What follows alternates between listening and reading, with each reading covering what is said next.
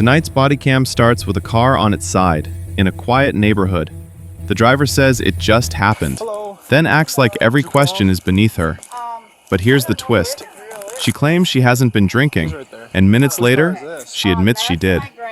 And when officers ask for basic sobriety checks, she refuses everything, then tries to argue the arrest is illegal because of Miranda. So what actually happened? And what does the law really say in moments like this? Let's walk through it, step by step. This video is presented for educational and documentary commentary. Names and statements are shown as heard in the footage. I don't know. You're not sure? Yeah. It's your car? This is my vehicle, yes, obviously. Well, how did it end up on its side? Do you know? Did it just... I mean, obviously it didn't just Right. by itself. I see a kid's seat. There wasn't a kid in here when this happened, No, was there? Okay. no children in here. Obviously, this didn't just happen by itself. Right. So that, Were you driving it? I obviously was driving the vehicle. Okay. So, I mean, do you, Go ahead. do you Just need the always one ask for redundant Adam's victory. questions, or you just ask questions? I just ask questions. I'm just trying to figure out what's going on, that's all. Yeah, It's I mean- Rachel, right? It is, Rachel. It's nice. Yeah. I was just driving down the road. And then on 10-4, my can you, vehicle. So were you driving this way? Yeah, obviously. That's the way the vehicle's facing. Why do you So, keep saying obviously? well, I mean, I think everything trying with to- the scene is pretty obvious. So, Okay. I don't think there's much left to... I guess, did you just not see the car on the side of the road, or how did it end up getting hit? There was no car on the side of the road. There wasn't? Not to my knowledge, no. There was a car driving this way. I was clearly driving in my lane. Okay.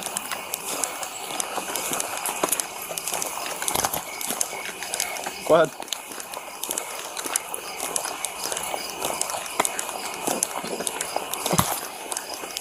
Ten 4, thank you.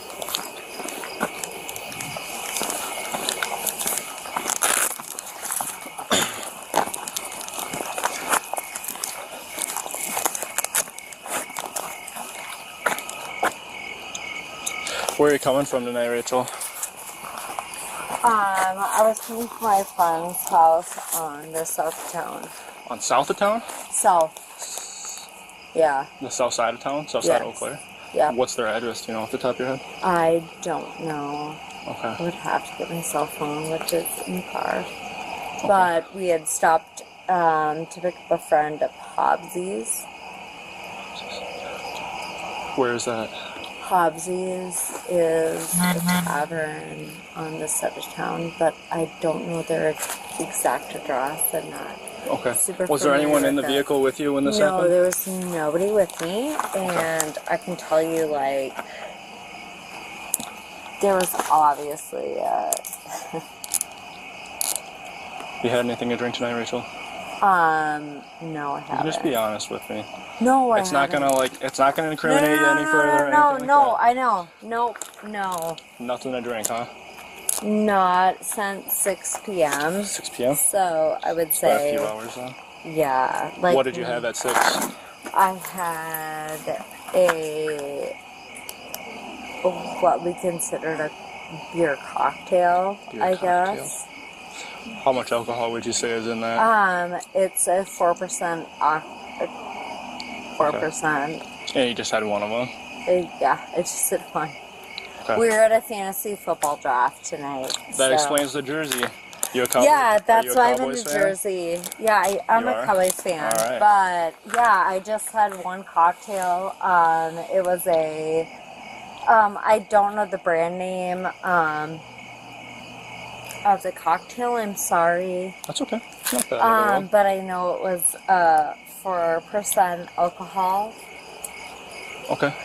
Do you have any issues with your eyes at all? Like, do you have any? No, I never had don't any. have any ocular degeneration that I'm aware of. Do you have any? First and foremost, I guess I should have asked this a little bit ago. Are you injured at all? No, you probably should have asked that right away, right? Yeah, you're right. I should have, but I forgot. I mean, you were walking, so It's okay. Wasn't. I mean, it's fine. Okay. So here's the deal, Rachel. So here's the deal.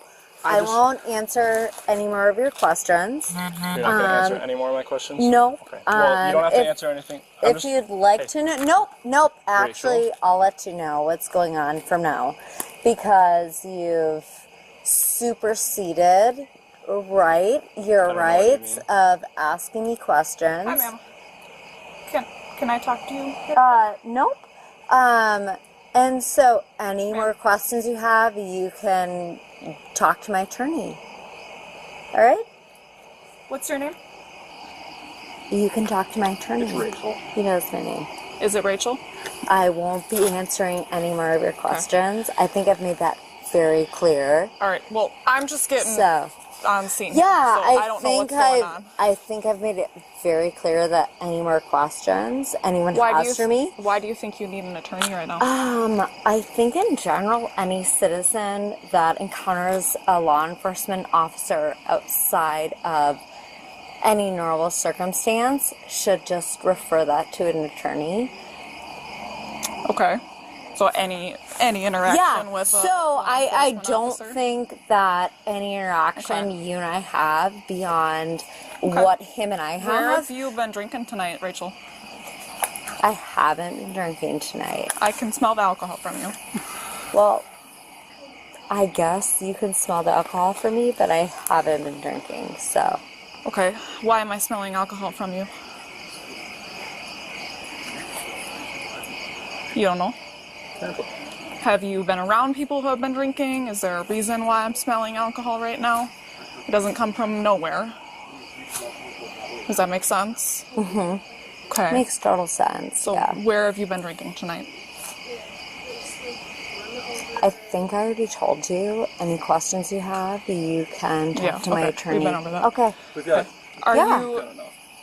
Yeah, I think that's like very Did you clear. ask about fields? No. Are you willing to perform any field tests for us tonight? No, I would not be willing to perform. You willing to do a PBT for us tonight? No. Okay, you're going to be under arrest for OWI. Okay. I got it.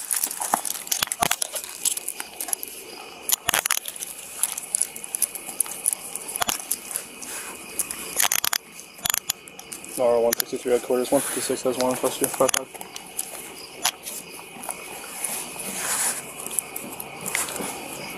Who is that? Coming right there.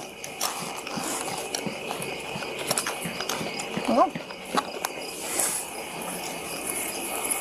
Is everything okay? Yep. Do you know her? Okay. Okay. Am I okay? I just wondered. I'm okay. Are you okay? Yep, everyone's okay, thanks. Okay. I am okay. Thank you for asking. Alright, this one, your wrists are so tiny. I'm gonna loosen it up and we're gonna have to tighten it. Okay. You guys okay? Where do you live? I guess. Or do you have a preference for who deals with your vehicle at all? There we go. Okay. Nora 163 headquarters, over. Do you have any weapons on you, Rachel? No. Okay. Do you have anything in the vehicle that you need to come with you? No. Phone, wallet, keys, anything like that? No, honey. Okay. Alright. We're good. Ready? Okay. You ready? Let's go. You're fucking. Hey, it's okay. You're just doing your job, okay? Alright. Focus on where you're walking, please.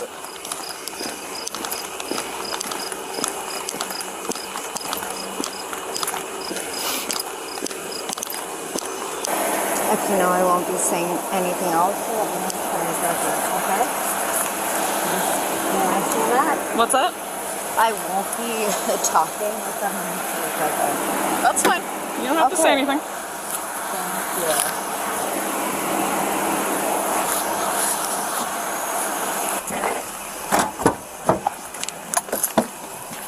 Alright, hop in. It's okay. You're fine. Hey, you're doing that. You're doing that. Thank you. Alright, put your feet in. Hey.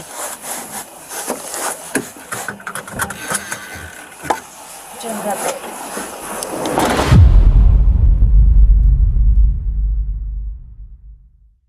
All right, let's break down what we just watched, because this stop wasn't just about a flipped car.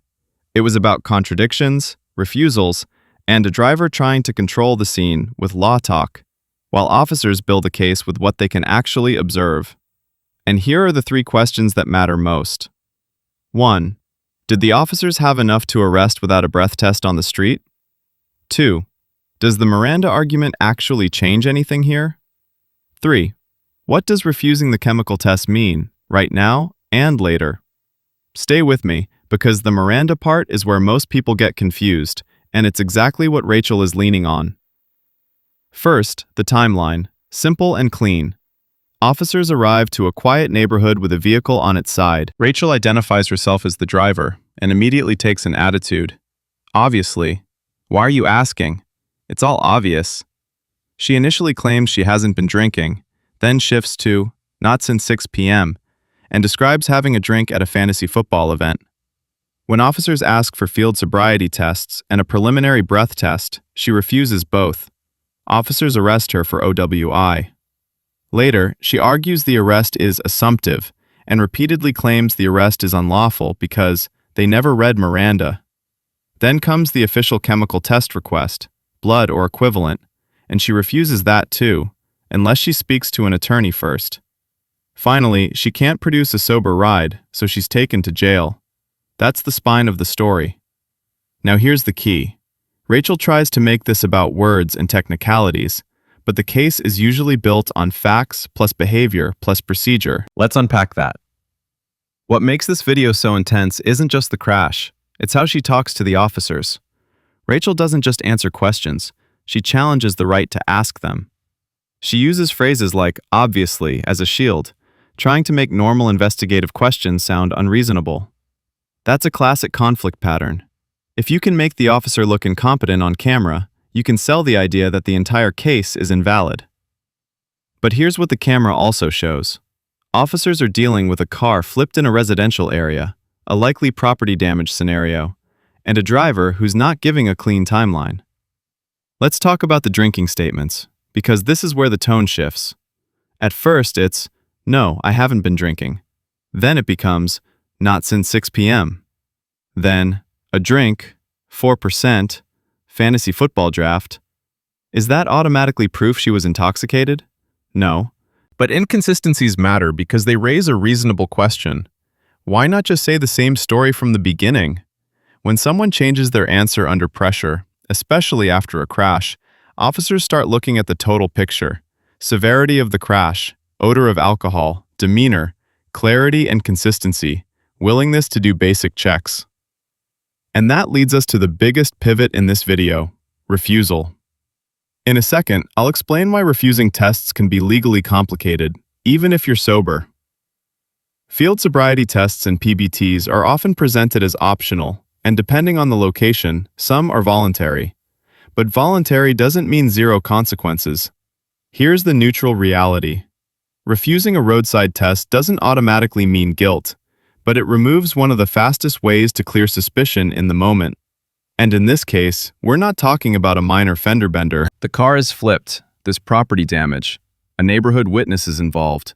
Officers are working a serious scene. So when Rachel refuses, officers have to decide, do they have enough indicators to arrest and move the investigation forward at the station where the evidentiary procedures happen? That's why you see the moment where the stop goes from figuring out what happened to, this is an OWI investigation now. Now, Miranda. This is where Rachel tries to plant a flag. She argues, you didn't read me Miranda rights, so this is unlawful. But in many places, Miranda warnings are tied to custodial interrogation, meaning when you're in custody and police are asking questions designed to elicit incriminating statements. Not reading Miranda at the exact moment of arrest typically does not automatically erase an arrest. Instead, it can affect whether certain statements are admissible later, depending on what was asked and when. So if someone is repeating Miranda like it's a magic spell, that's usually not how it works in real life. Rachel's strategy seems less about clarity and more about controlling the narrative. If she can convince the viewer the cops messed up, she can make the arrest look illegitimate, even if the underlying evidence still stands. And the part that matters even more than Miranda is what happens next, the chemical test decision, because that's where consequences can kick in immediately. When officers read the chemical test advisory, this becomes a formal yes or no moment. Rachel refuses unless she speaks to an attorney first. Here's the neutral point. In many jurisdictions, driving comes with implied consent rules, meaning if you're lawfully arrested for OWI-related suspicion, refusing an evidentiary test can trigger administrative penalties, like license suspension, separate from the criminal case. So even if Rachel believes she's protecting herself by refusing, she may be stepping into a different set of consequences. That's why officers often treat refusal as serious, because it affects the legal pathway of the case. Then we get another moment viewers miss. The officer offers a potential alternative, release to a sober, responsible party. That's not always on the table in every scenario, but you can hear it being discussed. Rachel can't name someone local. She says her husband is in Nebraska, so now the officer is left with limited options. Release isn't available. Refusal has been recorded. The crash was significant. The investigation continues. At booking. And that's how you end up with jail. Not necessarily because of one sentence, but because the total sequence closes off the softer exit routes. Now the big question everyone asks. If she really wasn't intoxicated, why not just test and prove it? Let's talk about that, without guessing facts we don't have. To be fair, there are things we do not know from this clip alone. We don't have a confirmed BAC result on screen. We don't have the full medical context, fatigue, injury, medication, distraction, mechanical issues. Any of those could play a role in a crash. But here's what we do have on camera. A serious crash outcome alcohol odor reported by officers, shifting answers about drinking refusal of multiple tests, escalating argumentative behavior. So the video doesn't prove everything, but it shows why officers made the decisions they made, step by step. Alright, lessons from this one. Lesson 1. Don't drive after drinking, especially after just one. Because one can be bigger than you think, stronger than you think, and it hits people differently. Lesson 2. If you want to protect yourself, don't argue the law on the roadside. You can be polite, say you'd like counsel, and stay quiet, but turning it into a courtroom speech rarely helps in the moment. Lesson 3. Understand the difference between rights and procedures. Miranda isn't a get-out-of-jail card, and refusal decisions can have consequences that kick in fast. Lesson 4. Your consistency matters. In a high-stakes situation, crash, property damage, potential impairment, changing your story raises suspicion, even if you think you're explaining. Now I want to hear from you. If you were the officer on this scene, car flipped, odor detected, driver refusing every test, would you have arrested based on the totality of circumstances, or handled it differently? Drop your take in the comments, keep it respectful, argue the ideas, not the person. If you want more real Bodycam breakdowns with clear timelines and neutral analysis, hit like, subscribe, and turn on notifications, because the next case is even wilder. It starts as a routine call, and turns into a situation where one decision changes everything. I'll pin a comment with the next episode link once it's up, because you're going to want to see how that one ends. Thanks for watching, stay safe, make smart choices, and I'll see you in the next one.